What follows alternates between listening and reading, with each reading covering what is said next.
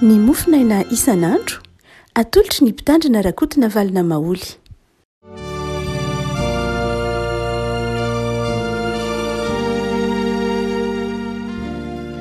Falmiraba-tsika rehavako malalatra hatrety alarobia fa 20 ny volana mety.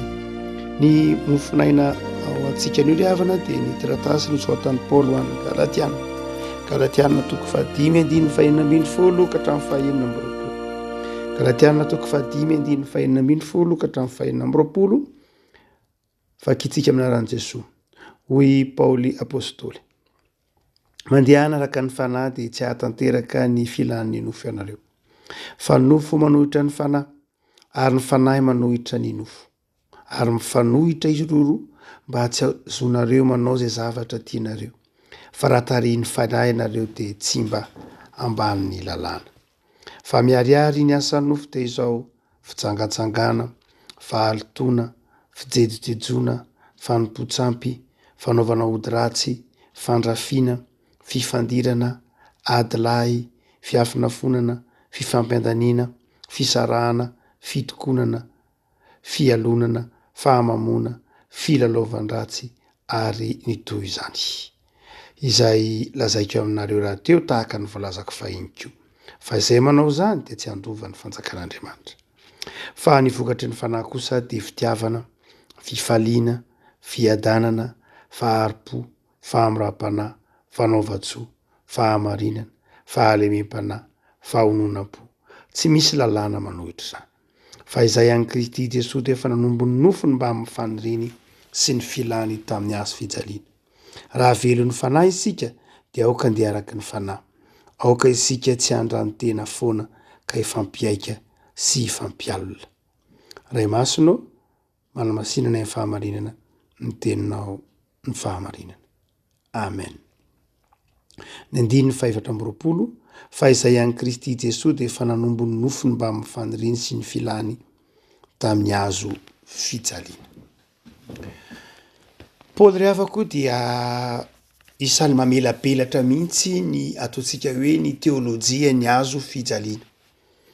Manazava ny dikan'ny hazo fijaliana, manazava ny anjara toeran'ny hazo fijaliana mihitsy, fa tsy zavatra mampaminatra ny mpino akory ny hazo fijaliana, fa famonjena ny mpino ny hazo fijaliana.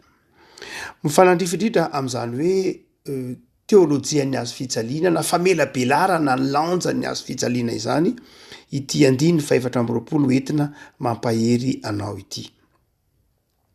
Paoly any dia maneho hatrany am-piandohana fa ny olombelona araky ny efa mampifamerimberitsika, ny olombelona dia vatana sy saina ary fanahy. Ary aseho amin'ny Paoly fa mandrakariva dia ny nofo dia mifanohitra amin'ny fanahy. Ilay fanahy izay fanahy maso no resahan'ny Paoly io rehavako. Mifanohitra ozy ny nofo sy ny fanahy. Raha miteny hoe nofo izy eo dia ilay ataontsika koa hoe izay maha olona ny olona ka hita amin'ny toetra ety ivelany azo tsapaitana. Ny teny ampiasain'ny Paoly rehefa milaza izy hoe nofo, nataony hoe sarx, dia milaza ilay nofo ao anatin'ny filana, ilay nofo izay manana filana. Chair hoy nareo amin'ny teny frantsay, izany hoe ilay nofo mety mangiry firy io, ilay nofo mety marary io, fa ilay nofo omban'ny filana izay tadiavina io, ilay nofo ao anatin'ny filana io. Dia io nofo ao anatin'ny filana io no ambaran'ny Paoly fa mifanohitra amin'ny fanahy. Dia mamevaolana ary Paoly amin'ny 5:20. Hoy izy manao hoe izay ihany Kristy Jesosy dia efa nanombo ny nofony mba amin'ny faniriany sy ny filany teo amin'ny hazo fijaliana. Nanombo ny nofony sy ny faniriany teo amin'ny hazo fijaliana. Hoy manao hoe zava-dehibe ny hazo fijaliana eo amin'ny Paoly, eo amin'ny apôstôly Paoly. Dia eto amafisiny zany, izay rehetra nandray an'i Jesosy zany, izay rehetra vita batisa amin'i Jesosy zany, izay rehetra mino an'i Jesosy zany dia izao nombony teo amin'ny hazo fijaliany ny nofony. Inona dika zany rehavako malala? ny nofo izay etsehiny ota, ny nofo izay etsehiny filana, ny nofo izay etsehiny fakalana arak'izay tery ambony ery manao hoe fa nivokatry ny nofo kosa dia ny fijangatsangana, ny fahalotona, ny fijejoejona, ny fanompontsampy sy ny sisa rehetra. Ireo dia etsehiny nofo na mifamatotra amin'ny nofo ireo zay teneniny amindiny fa 5:10 ireo. De io Paoly manao hoe ahoana ny fomba ialan'ny olona am'reo toetra ireo, am'izany hoe adilahy, fisarany, fitokony, fialonany, fahamamona, ahoana ny lalana ialan'ny olona am'zany zavatra zany. Amin'ny herin'ny tenany ve? Dia hoy Paoly manao hoe manombo zany eo amin'ny azo fijaliana. Dikan'izany de zao hoentina eo amin'ny azo fijalian'i Kristy lay nofo. Lay raisina zany lay famonjena nataon'i Jesosy de zao raisin'ny olona amin'ny finoana ary amin'ny alalan'ny azo fijalian'i Kristy no entiny mandresy ny asan'ny nofo. Ahoana zany revako malara? De zao zany eto ampototry ny azo fijalian'i Jesosy. Ny fibebahana ny dikany hoe eo ampototry ny azo fijalian'i Jesosy, de fitalahoana ampototry ny azo fijalian'i Jesosy, fanatonana an' Jesosy. Hoy ny tompo manao hoe raha ny zanaka ny manafaka anareo de ho afaka tokoa ianareo, dia hoentina eo am' Jesosy zany. Ny etaeta te hiova, ny etaeta te hivoatra, ny etaeta te hanana fiainana vaovao, de zao manatona an' Jesosy amin'ny azo fijaliana. Zany hoe manatona an' Jesosy mangataka famelan-keloka, manatona an' Jesosy hoe tompo avaozy aho, tompo ovay aho, tompo amboary aho, de fa omen'ny tompo anao ny herim-panahy ahafahanao miova. Zay le hoe zay an Kristy Jesosy de nanombo ny nofony dia ny filany. Eo azo fijalian'i Jesosy zany revako malala de zao fanasitranana ny olona amin'ny nofo, fanasitranana ny olona amin'ny ota maro isan-karazany io. Reo azo fijalian'i Jesosy dia rehefa atononao dia mamoaka fiainana vaovao. Raha toa ka jerentsika de hoy ny filazan'ny Jaona azy, Jaona manazava manao hoe rehefa nombona tao amin'ny azo fijalian'i Jesosy dia nivoaka teo ny rano sy ny rà.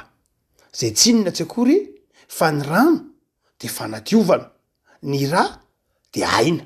Zany hoe rehefa manatona ny azo fijalian'i Jesosy ianao de diovon'ny tompo de lasa manana aina sy fiainana vaovao. Ny azo fijalian'i Kristy zany amin'ny sarany hony Jaona azy izy manao hoe rehefa nitsobarana lany von'ny Jesosy dia namoaka reo izy rano sy rà. Zay adikatsika koa mandrakariva hoe ny rano maneho ny sakramentan'ny batisa, ny rà maneho ny sakramentan'ny fanasan'ny tompo, ny ray fanadiovana antsika ho tonga olom-baovao, ny ray kosa fiainana ao antsika afahantsika miaina lay olom-baovao. Zay ny mahatonga ny fifamenoana ireo sakramenta ireo. Ary dia rehefa manatona ny azo fijalian'i Kristy isika, mangataka famelan-keloka, te hiova, efa te hiaina amin'ny fiainam-baovao de zao mangataka famelan-keloka, mibebaka. De sasan'ny tompo io azo fijaliana io manasa atsika, manadio atsika, mamela heloka atsika. Zay le hoe rano. De izao tsy vitan'izay ihany fa avaozon'ny tompo tonga olom-baovao. Hoy Paoly amin'ny Korintianina 2 manao hoe raha misy olona ao amin'ny Kristy, olom-baovao izy. Satria nosasan'ny tompo de zeo omeny fiainana vaovao. Zay le hoe raha omeny aina vaovao, omeny fiainana vaovao. Rehavako malala, raha ny Kristy isika, hoy Paoly de zao noentintsika teo amin'ny azo fijalian'ny tompo ny tsy fahatanterahantsika rehetra. Noentintsika teo mijery an'io azo fijaliana io zany ianao de zao ny hotanao nentin'ny tompo teo. Tsy ny hotan'ny namanao no hitanao teo, tsy ny tsy fahatanterahan'ny namanao no hitanao teo, tsy ny toetra ratsin'ny namanao no hitanao teo, tsy ny fangirifirian'ny tompo ihany no hitanao teo, fa izao ny hotanao no hitanao amin'ny azo fijalian'ny tompo. Hoe tompo, ay mo maty to amin'ny azo fijaliana ianao, dia nahatonga olom-baovao. Fa ny faharoa Paoly de zao, tsy hoe nombona tamin'ny azo fijaliana ihany ny olona mba ho afaka amin'ny asan'ny nofo, fa izao noentina teo amin'ny azo fijaliana koa ny faniriana, noentina teo amin'ny azo fijaliana ihany koa ny faniriana. raha miteny Paoly eto hoe mifaniriana dia tsy hoe ry avako malala lay fanirian-dratsy ihany tsy zay ihany satria efa nombona atao amin'ny azy fijaliana lay olombelona mpanota lay adama ela dia tonga olom-baovao adama la olona olom-baovao amin'ny tompo de zao itsika koa nefa manana faniriana tsy lay fanirian-dratsy ihany nentina atao amin'ny azy fijaliana lay fikasana ratsy zay mety ateraky ny maha olombelona mpanota fa izao koa ry avako malala izay any Jesosy Kristy tompo de nitondra ny faniriany ny fikasany ny nofinofiny ny projetany teo amin'ny azy fijaliany Kristy mba ho fikasana tsara fikasana efa voatefiny ny azy fijaliany Kristy no tanterahina mety misy nofinofinao mazava lay olombelona mpanota moa zany de efa maty teo amin'ny azy fijaliana iny efa nombony iny efa tonga olom-baovao ianao fa zao move tonga anao teo amin'ny azy fijaliany Kristy koa ny nofinofinao ny zavatra mahafinaritra anao ny zavatra manaitra anao ny fitiavanao ny fikasanao ny zavatra rehetra kasainao tonga anao teo amin'ny azy fijaliany Jesosy ve reny tsy hoe ny fahotana ihany ny tonga teo koa fa ny fikasanao koa mety misy fikasana tsara ngehetretina ho tsara fa tsy tsara rehefa jagany amin'ny azy fijaliany Jesosy mety misy fikasana nofinofy everinao tena tsara fa rehefa entinao amin'ny azy fijaliany Jesosy dia tsy tsara le izy satria mety nofin'ny olona mpanota ihany mety fanirian'olona mpanota ihany mety ho fanirian'olona nofo amandraka mijanona ho an'ny tenany ihany na mijanona ho an'ny fiainana eto tany ihany fa tsy mibanjina lay tena fiainanao amin'Andriamanitra zay mahatonga amin'ny Paoly manao hoe raha any Jesosy anao de tsy ny fahotanao ihany no entinao teo tsy hoe lay ianao taloha ianao lay mpanota ihany no maty teo amin'ny azy fijaliana fa izao ny fanirianao koa Paoly efa niteriny hoe Galatiana any Lokely ihany Galatiana 3 ny teny izy manao hoe vaombo miaraka amin'ny Kristy tamin'ny azy fijaliana tsy zaho tsony ny velona fa Kristy ny velona ato anatiko zany hoe izay ihany Jesosy de zao tsy maintsy mitondra ny azy fijaliany ny tompo io tsy maintsy manaiky ho faty teo nitondra ny nofiny teo amin'ny azy fijaliana io de tonga olom-baovao izy ary maha olom-baovao azy de zao ny fikasana ray manontolo koa de tonga ny amin'ny azy fijaliany Jesosy noho zany izay fikasana rehetra tsara ty anatintsika ka mifanohitra amin'ny azy fijaliany Kristy dia tsy tanterahintsika afaka manonofo sy mieritreritra zavatra maro isan-karazany ianao satria asain'ny tompo mieritreritra fikasana ianao na amin'ny fikasana ny apôstôly Paoly na amin'ny fanaovana asain'ny tompo mieritreritra raha mihitsy ny mpino dia olona ilainy ny fiarahamonina de olona mba mieritreritra zay mety ho atsara ny hafa atsara ny fiarahamonina atsara ny fiaina tokantranony atsara ny asany fa izao tokony tsy fanohitra amin'ny azy fijaliany Jesosy zany ary eto rehefa koa malala asehon'ny Paoly ary izy manao hoe raha olom-baovao ianao ka nombo ny nofinao voombo miaraka tamin'ny Kristy zany hoe nanaiky ilay azy fijaliany Kristy io azy fijalianao koa ary nitondra ny fanirianao zay nofinofinao tao amin'ny azy fijaliana de izao no hitranga eo amin'ny fiainanao andiny ny 2 hoy izy manao hoe ny vokatry ny fanahy no mipotra eo amin'ny fiainanao satria lay nofo efa maty tao amin'ny azy fijaliana de anakereminao amin'izay ny fanahy de hoy Paoly manao hoe io fanahy io dia avokatra eo amin'ny fiainanao lay teny zay ambarany Paoly vokatra ozy izy karpos zany hoe voankazo ny tena marina lay karpos lay voankazo ohatran'ny hoe zava-maniry zany lay fanahy dia manome ny von'ny fanahy zany ary ny von'ny fanahy eo dia au singulier le izy tokana ihany izy manao hoe ny vokatry ny fanahy na ny voankazo ny fanahy de tokana ihany fitiavana reo be dehibe tanysainy reo de endrika isehony le fitiavana fotsiny ihany tsy be dehibe ny voankazo ny fanahy fa tokana raha io Galatiana 2:20 io hoe ny voankazo ny fanahy kosa de zao fitiavana ny olona izay rehefa nombona tao amin'ny azy fijaliana niaraka tamin'ny Kristy nandray ny fanadiovan'ny Kristy nandray ny famelan-keloko ny Kristy de zao ny ateraky zany fanamasinao anatin'izany satria tonga olom-baovao izy de olon'ny fitiavana izy alay fitiavana koa nefa tsy fitiavana faritan'ny olombelona am'izay atao hoe fitiavana satria manana ny amaritany zay atao hoe fitiavana koa ny olona indraindray dia hoy paoly manao hoe ireto ny endrika isehoany zany fitiavana zany lay fitiavana tokana fa ny endrika isehoan'lay fitiavana de ireto zavatra vitsivitsy ireto voalohany de zao ny apôstôly ony paoly i fitiavana io de miseho amina fifaliana rehefa olom-baovao anao ka mamo lay fanahy masina ato anatinao de olo ny fifaliana ianao tsy olona tezi-dava kizitindava sarotra atonina sarotra ifandraisana fa olona manana fifaliana ny olona manana fifaliana de olona mahay manararoatra ny fotoana omen'Andriamanitra azy ifaliana de paoly manao hoe nindrika faharoa ny fitiavana de izao olona manana fiadanana fahatoniana manana zany fahatoni-tsaina fahatoni-po zany ny olona manana fiadanana tsy hoe olona mikorotan-dava tsy olona linady fa olona zay manana fiadanam-po manana fiadanam-po ary ny fahatelo de izy manao hoe tsy vitan'izay ihany fa olona manana faharo-po olona manana faharo-po na faharetana moa ny azo ilazana azy olona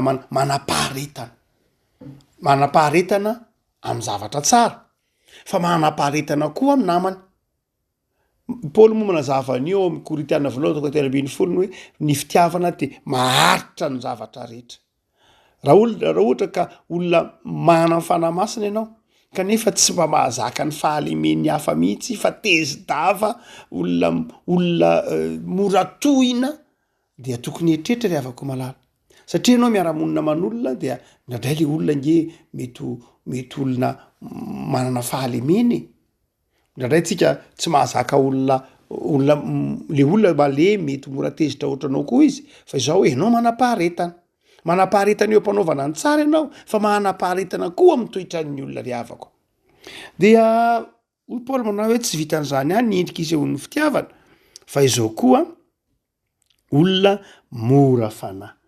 olona mora fanahy ny mpindra avako malala dia tokony mandeha ho azy ao anatin'ny olona lay fahamoram-panahy lay fahalemem-panahy ataovy mifanena amina olona fantatrao fampanoty ianao any am-piasana eny an-dalana de raha mifanena am'le olona tena mpanoty ianao dia raha olon'ny tompo ianao de no an-tsainao voalohany mivavaka ho azy ny faharoa no an-tsainao faharoa dia mitsetra azy satria raha olona ao anatin'ny ota no hitanao de izao tsy fahatezerana mendrika an'izany fa fangorahana satria ny ota de aretina ka raha mahita olona tezi-davy ianao masika miteny maloto fatoran'ny alkôla fatoran'ny zavatra maro samihafa de izao tsy fahatezerana mendrika an'izany fa vavaka sy fangorahana satria voafatotra izy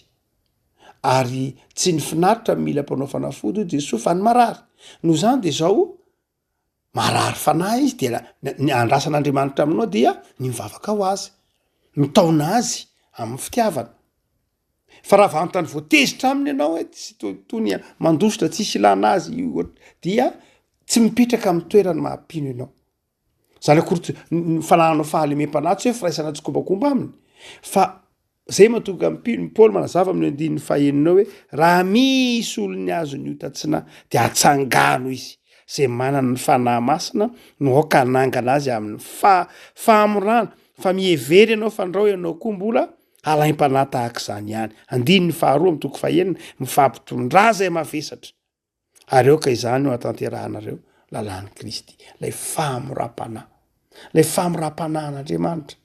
Andriamanitra raha nahita atsika de nangoraka atsika de nitaona atsika heverinao aminy de namonjy atsika namela heloko atsika ry havako malala aoka hanana fahamoram-panahy sy fahalemem-panahy isika fa hoy paoly manao hoe tsy vitan'izany ihany fa izao koa manao soa fanaova tsoa isan'ny toetra iavahan'ny kristianina ny fanaovan-tsoa ry havako malala ny fanaovana ny soa zany hoe fanaovana asa tsara ny tena marina fanaovana asa tsara fiezahana manao asa tsara tsy lay asa soa hoe lay manome manolotra ho an'ny mpangataka iny eo ihany fa lay fanaovana zavatra tsara mihitsy zany hoe zay ataonao de tsara ohatra ny asan'ny tananao de tsara, ny fivelomanao ataonao tsara, raha manao asa fanimpory ianao de tsara. Zay le tiana tenenina eo fa tsy lay hoe fanaovana asa soa lay hoe mijery ny manitra, zay lay lazainy eto hoe Kristote sosy Paoly, zany hoe lay tena fanaovana zavatra mahafinaritra, fanaovana zavatra tsara eo anatrehan'Andriamanitra. Fa tsy zay ihany hoe apôstôly Paoly rehefa nidiovy ny tompo ianao ka nandray ny azo fijalian'ny tompo, azo fijalianao, nosasan'ny tompo tamin'ny azo fijaliana, navelany eloka de zao hoy Paoly manao hoe ny fahamarinana. Zava-dehibe mihitsy ny ataontsika hoe ny fahamarinana. Raha miteny hoe fahamarinana izy eo dia tsy fahamarinana tsotra fotsiny ihany, fa tena ilay fahamarinan'ny finoana, fifehezan-tena, zany rehetrany dia ambaran'ny Paoly hoe fahamarinana io le afaka malala.